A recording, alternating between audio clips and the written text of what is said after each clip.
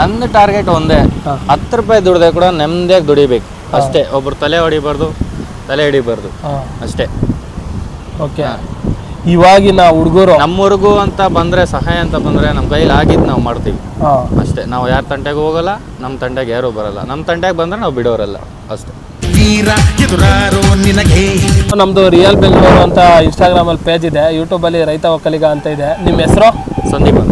ಎಲ್ಲಿ ಅವರು ಬ್ರೋ ನೀವು? ನಮ್ಮದು ಬಂಗಾರಪೇಟೆ. ನಮ್ಮಪ್ಪ ನಮಗೆ ಹೇಳೋದೊಂದೇ, ನಮ್ಮಪ್ಪ ನಮ್ಮಮ್ಮ ನಮಗೆ ಏನೂ ಮಾಡಿಟ್ಟಿರ ಇರ್ಬೋದು, ಅಂದರೆ ಆಸ್ತಿ ಅಂತಸ್ತು ಜಮೀನು ಆ ಥರ ಮಾಡಿಟ್ಟೇ ಇರ್ಬೋದು. ಬಟ್ ನಮ್ಮನ್ನು ಉಳಿಸಿ ನಮ್ಮ ಕಾಲ ಮೇಲೆ ನಾವು ನಿಂತ್ಕೊಂಡು ಆ ಥರ ಮಾಡಿದ್ದಾರೆ.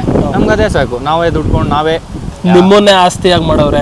ಸಾಕು ಅಷ್ಟೇ ಸಾಕು. ನಾವು ITI ಮಾಡಿರೋದಕ್ಕೆ ನಮಗೆ ಮಿಷಿನ್ ವರ್ಕು ಅದೆಲ್ಲ ಕೊಡ್ತಾರೆ. ಅವ್ರು ಕೂಡ ಸಂಬಳ ಒಂದು 14,000 15,000 ಕೊಡ್ತಾರೆ. ಅದರಲ್ಲಿ ನಾವು ನಿಯತ್ತಾಗಿ ಕೆಲಸ ಮಾಡಿದ್ರೆ ನಮಗೆ ಅಲ್ಲಿ ಬೆಲೆ ಇಲ್ಲ. ಯಾರ್ಯಾರು ಬಕೆಟ್ ಇಡ್ತಾರೋ ಅವ್ರಿಗೆ ಮಾತ್ರ ಬೆಲೆ. ಮುಂದೆ ಪೋಸ್ಟ್ಗೆಲ್ಲ ಅವ್ರಿಗೆ ಇದು ಕೊಡ್ತಾರೆ, ನಮಗೆಲ್ಲ ತಗೊಳಲ್ಲ. ನಾವು ನಿಯತ್ತಾಗಿ ಕೆಲಸ ಮಾಡಿದ್ರೆ ನಮ್ಮನ್ನೇ ಟಾರ್ಗೆಟ್ ಮಾಡ್ತಾರೆ. ಅದಕ್ಕೆ ಆ ಕೆಲಸ ಬಿಟ್ಬಿಟ್ಟು ನಾನು ಡ್ರೈವಿಂಗ್ ಬಿಟ್ಟರೆ ಇನ್ನೇನು ಬೇಡ ಅಂತ ನಾನು ಡ್ರೈವಿಂಗ್ ಕೆಲಸನೇ ಮಾಡ್ತಾರೆ. ಇನ್ನು ಓದ್ತಾನೇ ಇದ್ದಾರೆ, ಅದೇನು ಓದ್ತಿದ್ದಾರೆ ಅಂತಲೂ ಗೊತ್ತಿಲ್ಲ.